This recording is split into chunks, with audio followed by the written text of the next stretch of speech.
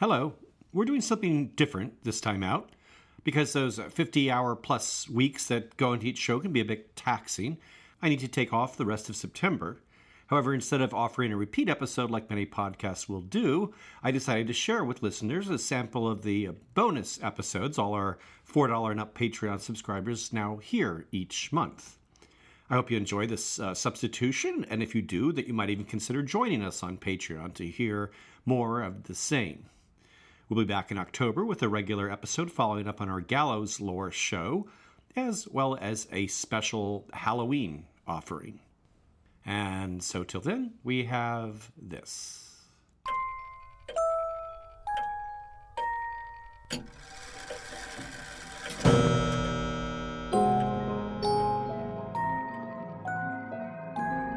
Welcome to our first exclusive Patreon episode, and thank you all for your support. As I've mentioned in promoting this idea, this short episode will consist exclusively of readings from rare old books from the shelves of our library here. I'll be picking and choosing from various volumes in an utterly arbitrary fashion, beginning with our first volume, which we'll probably be hearing from for at least a couple of months, as it's particularly rich in suitable content. It's a book from 1859 by eccentric encyclopedist Edmund Fillingham King called 10,000 Wonderful Things, comprising the marvelous and rare, odd, curious, quaint, eccentric, and extraordinary in all ages and nations in art, nature, and science. I'm borrowing a bit from that title as the title of this bonus series, Marvelous and Rare Antiquarian Circle. So, let's begin.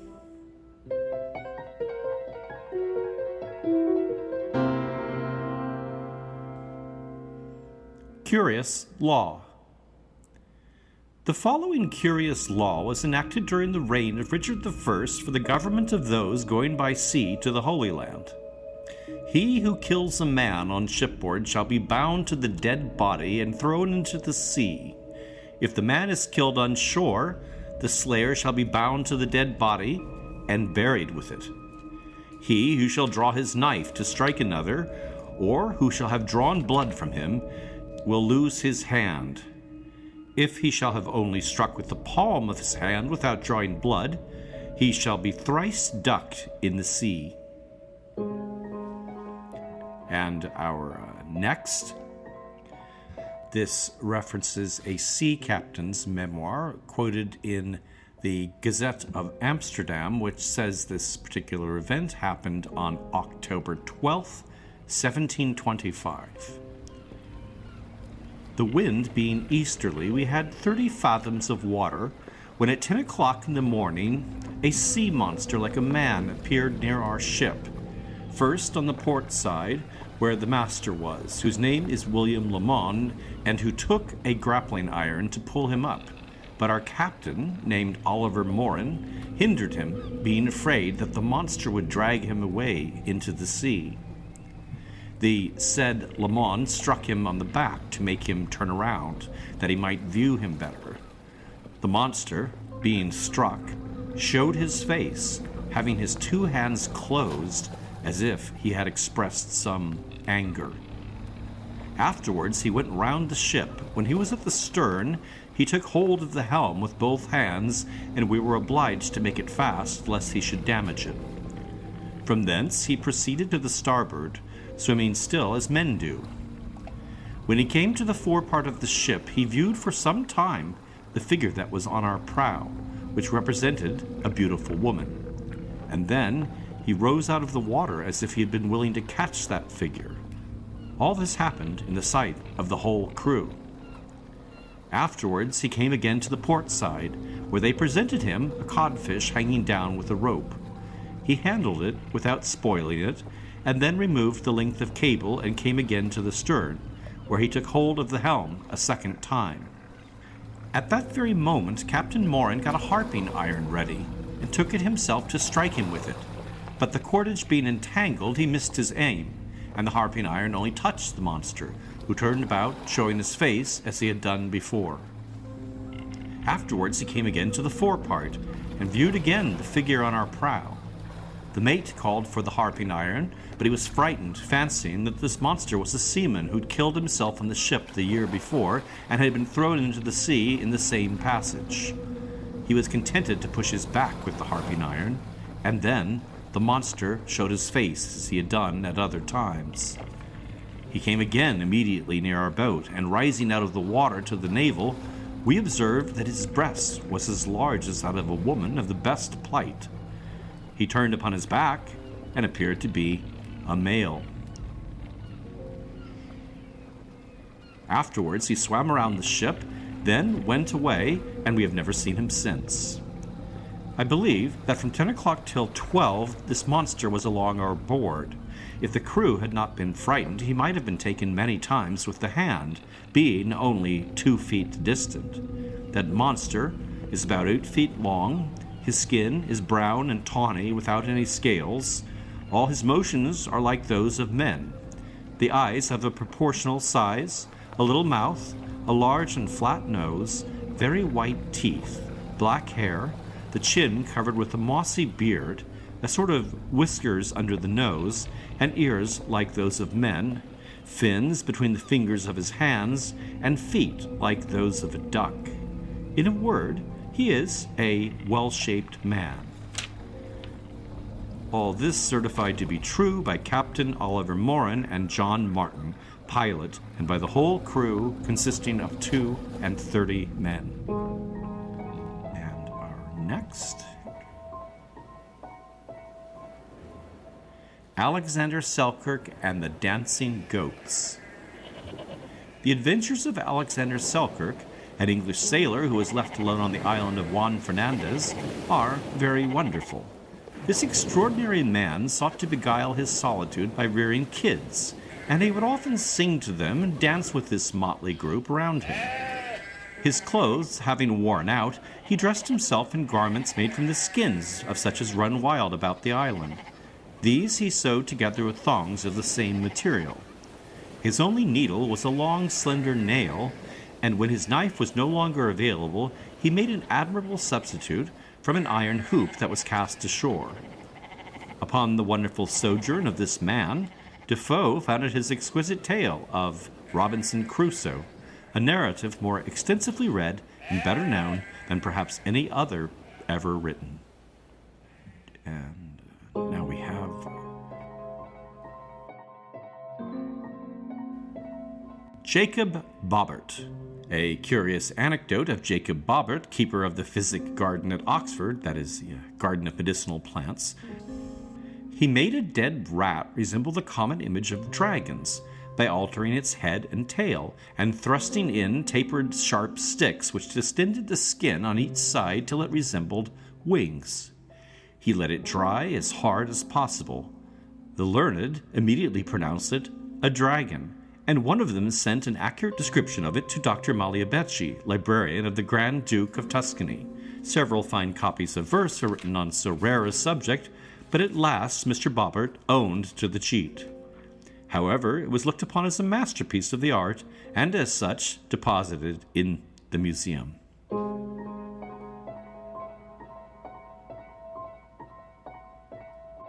now we have Blind Jack. The streets of London in the reigns of Queen Anne and George I and II were infested with all sorts of paupers, vagabonds, impostors, and common adventurers, and many who might otherwise be considered real objects of charity, by their disgusting manners, general appearance in public places, rather merited the interference of the parish beadles and the discipline of Bridewell, rather than the countenance and encouragement of such persons as mostly congregated around common street exhibitions. One-Eyed Granny and Blind Jack were particular nuisances to the neighborhoods in which the first practiced her mad drunk gambols, and the latter his beastly manner of performing on the flageolet. That's a type of flute. John Kyling, alias Blind Jack, having the misfortune to lose his sight, thought of a strange method to ensure himself a livelihood. He was constitutionally a hale, robust fellow, without any complaint saving blindness, and having learnt to play a little on the flageolet, he conceived a notion that, by performing on that instrument in a different way to that generally practiced, he should render himself more noticed by the public and be able to levy larger contributions on their pockets. The manner of Blind Jack's playing the flageolet was by obtruding the mouthpiece of the instrument up one of his nostrils, and by long custom he would produce as much wind as many others with their lips into the pipe, but the continued contortions and gesticulations of his muscles and countenance rendered him an object of derision and disgust as much as that of charity and commiseration. And now we have another one that mentions two of the early church fathers, Tertullian and Clemens of Alexandria. It's called Two of the Fathers of False Hair. Tertullian says, "If you will not fling away your false hair as hateful to heaven, cannot I make it hateful to yourselves by reminding you that the false hair you wear may have come not only from a criminal, but from a very dirty head, perhaps from the head of one already damned." This was a very hard hit indeed, but it was not nearly so clever a stroke at wigs as that dealt by Clemens of Alexandria. The latter informed the astounded wig-wearers when they knelt at church to receive the blessing that they must be good enough to recollect that the benediction remained on the wig and did not pass through to the wearer. This was a stumbling block to the people, many of whom, however, retained the wig and took their chance as to the percolating through it of the benediction. And now we have an old gander. Willoughby states in his work on ornithology that a friend of his possessed a gander 80 years of age, which in the end became so ferocious that they were forced to kill it, in consequence of the havoc it committed in the barnyard. He also talks of a swan 3 centuries old, and of several celebrated parrots said to have attained from 100 to 150 years. And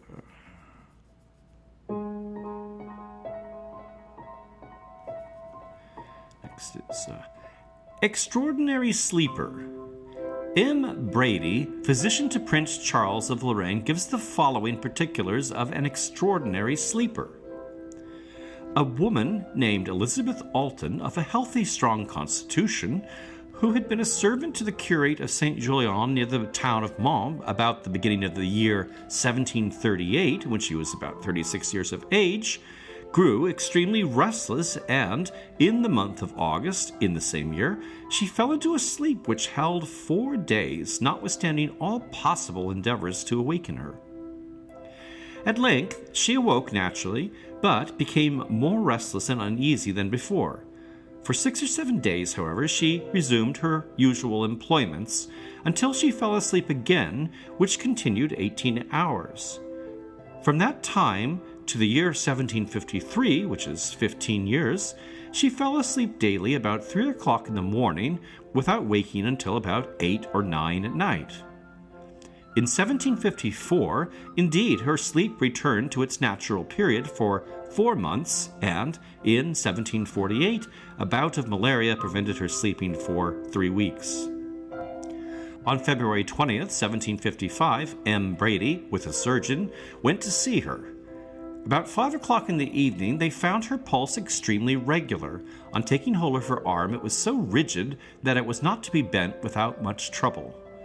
They then attempted to lift up her head, but her neck and back were as stiff as her arms. He hallooed in her ear as loud as his voice could reach. He thrust a needle into her flesh up to the bone. He put a piece of rag to her nose, flaming with spirits of wine, and let it burn some time, yet all without being able to disturb her in the least. At length, in about 6 hours and a half, her limbs began to relax. In 8 hours she turned herself in the bed, and then suddenly raised herself up, sat down by the fire, ate heartily, and began to spin. At other times, they whipped her till the blood came. They rubbed her back with honey and then exposed it to the stings of bees. They thrust nails under her fingernails, and it seems these experimenters consulted more the gratifying their own curiosity than the recovery of the unhappy object of the malady. And now we have a happy family. A gentleman traveling through Mecklenburg some years since witnessed a singular association of incongruous animals. After dinner, the landlord of the inn placed on the floor a large dish of soup and gave a loud whistle. Immediately there came into the room a mastiff, an Angora cat, an old raven, and a remarkably large rat with a bell around its neck. They all four went to the dish and, without disturbing each other, fed together, after which the dog, cat, and rat lay before the fire, while the raven hopped about the room.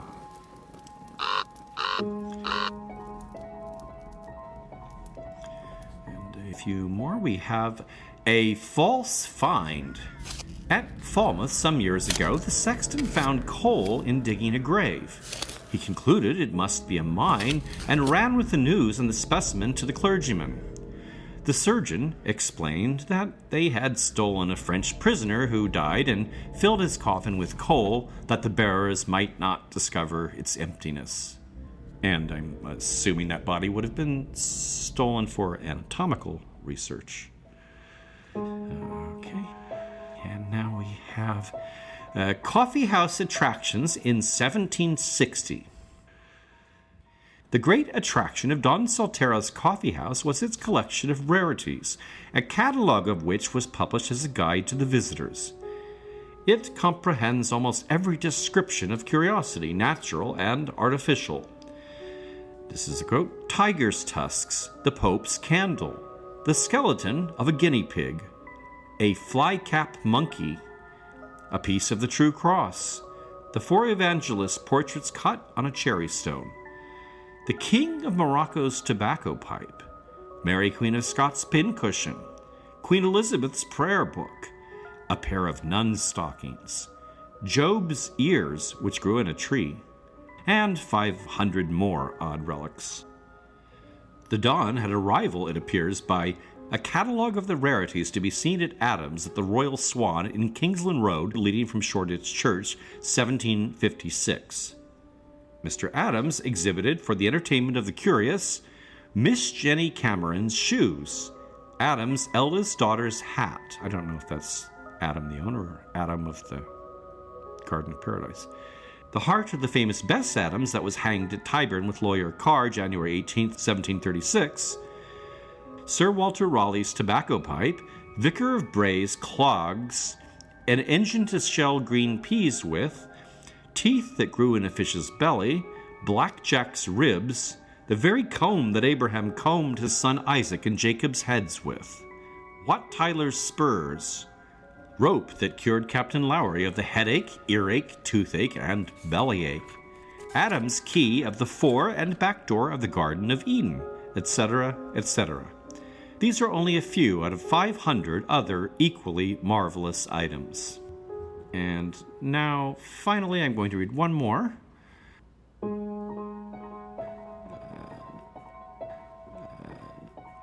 Swallowing lizards. Bertolin, the learned Swedish doctor, relates strange anecdotes of lizards, toads, and frogs, stating that a woman, 30 years of age, being thirsty, drank plentifully of water at a pond.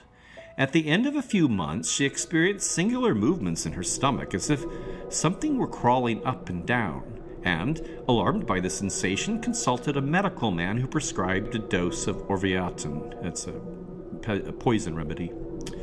Shortly afterwards, the irritation of the stomach increasing, she vomited 3 toads and 2 young lizards, after which she became more at ease.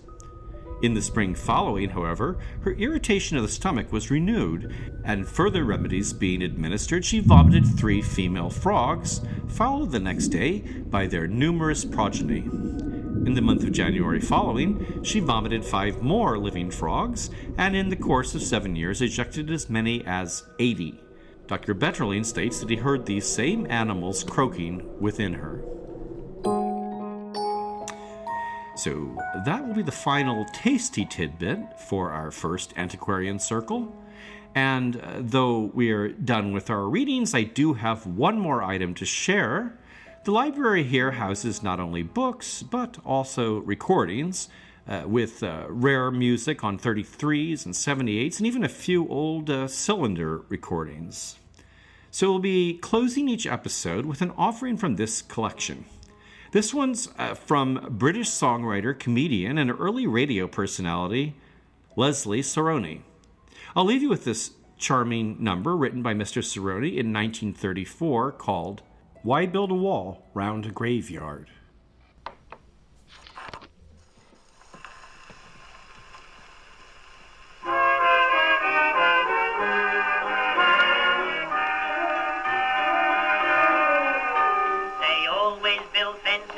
Gardens, of course, to keep people out, I agree. They always build walls round a prison because if they didn't, well, where would they be? With that there is nothing amiss. But will you please tell me this?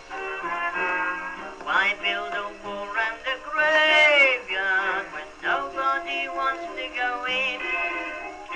Why build a wall round a graveyard when nobody wants to go out? It may be a beautiful haven of rest, but you know that you'll be a permanent guest.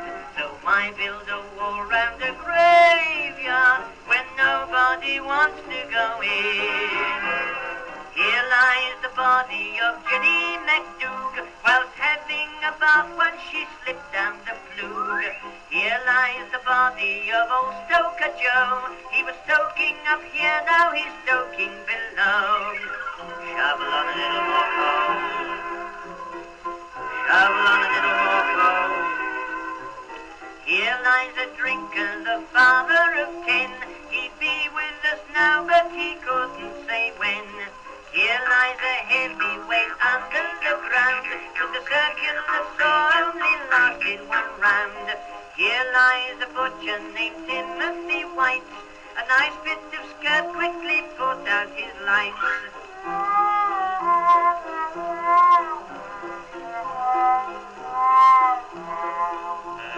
Charlie, a taxi man, lies over there. Wherever he's gone to, he'll pay his own fare. Here's a contortionist, billeted Pete.